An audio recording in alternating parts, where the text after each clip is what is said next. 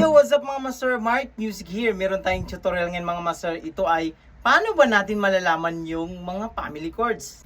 Requested ito ng ating kamaster, so shout out sa'yo master. Pag napanood mo to, ito na yung kasagutan.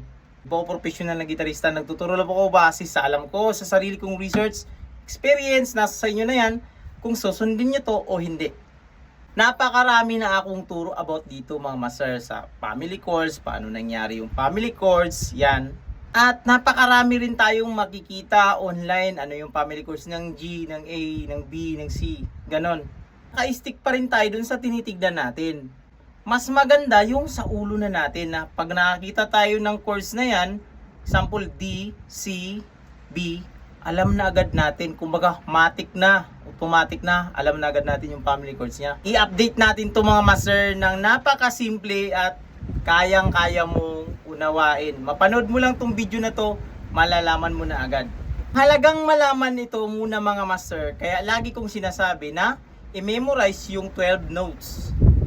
Yung 12 notes na yan, hindi nagbabago-bago, kumbaga hindi sila pwedeng mag-scramble, hindi pwede na pag A, ang susunod is D. Hindi. Pag A, ang kasunod niyan is A sharp or siya rin yung B flat, yan. A sharp at B flat, pareho lang yan. Same sa ating C sharp at D flat, yan, pareho lang yan. Sila ay mga inharmonics. Kumbaga, pag i-play natin dito sa ating gitara, sa surface ng gitara, pag sinabing B flat, ito, yan siya. At A sharp, yan din siya. 12 na nota na yan, hindi nagbabago. Nagbabago lang ng order, kumbaga kung ano yung mauna. Example, pag nauna tayo sa C, automatic, ang susunod niyan C sharp, D, T sharp, E, F, so on, so forth. Kumbaga nagro-rotate lang. Kaya ito yung ma-memorize nyo, yung 12 notes na to, is napakadali na lang, napakasimple na lang kukunin yung mga family chords ng bawat key na yan. At yung order na yan, kailangan talaga naka-alphabetical order talaga siya. Hindi talaga siya pwedeng hindi siya naka-alphabetical order. For example sa inyo mga master, kunin natin yung family chords ng C. Wala tayong ibang gagawin kung di isulat natin C to B. Ito yung ibig kong sabihin mga master. Susulat mo from C to B. C, nag-start tayo, so susunod sa kanya is C sharp or siya rin yung ating D flat, then D, D sharp, E, F, F sharp, G, G sharp, A sharp, B. So 1, 2, 3, 4, 5, 6, 7, 8, 9, 10, 11, 12. Yan din yung ating 12 notes. Meron siyang 7 na membro sa family chords. Kumbaga sa family chords ng C, meron niyang 7 chords.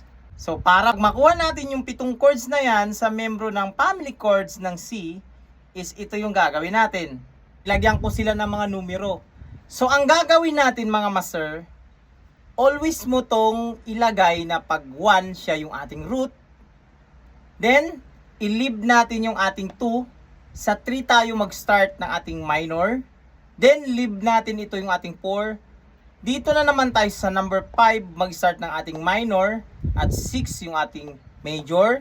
Then, ililib naman natin yung number 7. Meron naman tayong major dito sa number 8. Then, leave natin yung ating 9. Then, meron tayong minor sa ating number 10. Then, ililib natin yung 11. Then, dito na tayo sa ating 12. Ito yung ating diminish. So, ganito yon.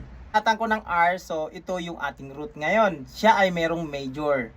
Ito minor, yan, malilit na letra. Then ito major, minor. Then diminish. So, ibig kong sabihin kanina mga master na ililib is literal na tatanggalin natin ito. Yan, yung number 2 natin. Number 4. Number 7. Number 9. At number 11. So ito yung mga natitira. So siyempre, buburahin na natin yung mga number niya. Basta tandaan nyo lang yung ating numero kanina. So 7 na lang yung natitira. So meron na lang tayong 1, 2, 3, 4, 5, 6, 7. At yan na yung ating family chords ng ating C major. Nakuha na natin. Bigay pa ako sa inyo ng example. Example, family chords ng F. So dahil nag-start tayo sa F, susundan ulit natin yung arrangement ng 12 notes. So F, F sharp, G, G sharp, A sharp, B, C, C sharp, D, D sharp, E. Yan. So 12. So tandaan lang natin yun mga master, yung kanina, ang binura natin ng mga numero, yung natapat sa numero. So meron tayong number 2, buburahin natin, number 2. Burahin din natin yung number 4. Burahin din natin yung ating number 7. Number 9. Number 11.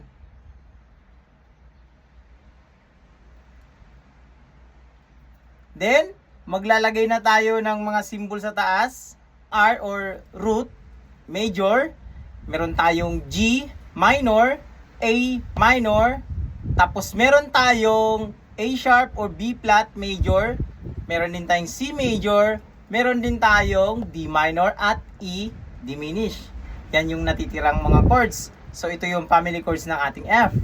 At ito, para sa naku-confuse kung ano na ang gagamitin natin.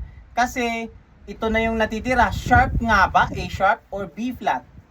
Ito yung ibig kong sabihin mga master, na yung flat at sharp kailangan natin i-practice. Kasi meron niyang kinalaman pag isusulat na natin.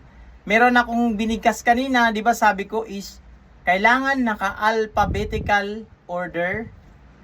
So pagbabasahin natin siya, F, G, A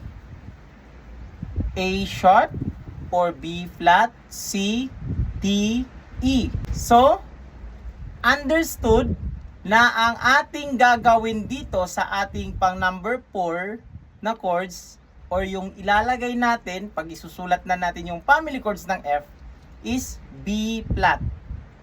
Kaya hindi na tayo gagamit ng A sharp kasi hindi na alphabetical order pag A sharp yung gagawin natin dito. Magiging F, G, A, C, D, E.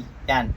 Kaya pag nakita kayo ng F na family chords, B flat yung kanyang number 4 dito, yung 4th degree na chords niya.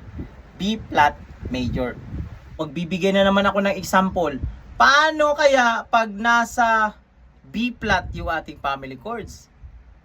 So ito, dahil B flat yung ating kukunin na family chords niya is isusulat natin flat. Yan, kung napapansin nyo, wala na kayo nagkikitang sharp dyan. Kasi B flat na yung kukunin natin. So wala tayong ibang gagawin, kundi dan lang natin yung pattern natin kanina or yung ating formula kanina. So buburahin yung number 2, number 4, number 7, number 9, at number 11. At yan yung ating root, B flat. So meron siyang B flat major, C minor, D minor, E flat major, F major, then meron tayong G minor at A diminished. Ganon siya mga master. Susundan mo lang talaga yung formula basta't alam na alam mo ang pagkakasunod ng 12 notes. Pag hawak natin ng gitara, hindi na tayo magtanong-tanong kung kanino-kanino kung ano yung family chords ng B flat kasi alam na natin na yung ating B flat merong 2nd degree na C minor, 3rd degree is D minor, 4th degree niya is E flat major, 5th degree niya is F major, 6th degree niya is G minor, at yung kanyang 7th degree is A diminished. Yan. Sundan nyo lang itong formula na to mga master. Hindi kayo malilito kahit saan pa or anong key ang gusto nyong kunin na family chords. Kayang-kaya nyong gawin. Pero of course, syempre, kailangan mong aralin yung mga chords, yung mga tipa niya. Para lang ito doon sa, alam na yung mga chords yan, kasi ito inuusod lang naman itong bar chords na to, yan. Same sa baba. At same din naman yung ating diminish, ito yung basic diminish natin, yan, inuusod din yan. Para pag makakita kayo ng mga family chords ng F, kaya nyo siyang i-play. May tutorial din tayo about dyan mga master, yung mga basic na mga chords, yung mga essential na mga chords. Na mayroon akong tinuro na 36 na mga essential na mga chords. Kaya mo nang i-play lahat ng mga family chords. Meron tayong 12 na major key, minor key, at 12 din yung ating diminish. Para mabuo mo yung lahat ng mga family chords. Sana panoorin nyo yun mga master, yung 36 essential na mga chords for beginners para makabuo kayo ng family chords at hindi kayo mahirapan sa topic natin na to. So hanggang dito lang muna sa video natin mga master. Alam ko may napulot kayo na aral dito mga master. So wag itong kalimutang i-share sa mga kaibigan nyo, kakilala nyo na mahilig sa gitara. So this is Smart Music. God bless you all. Peace out.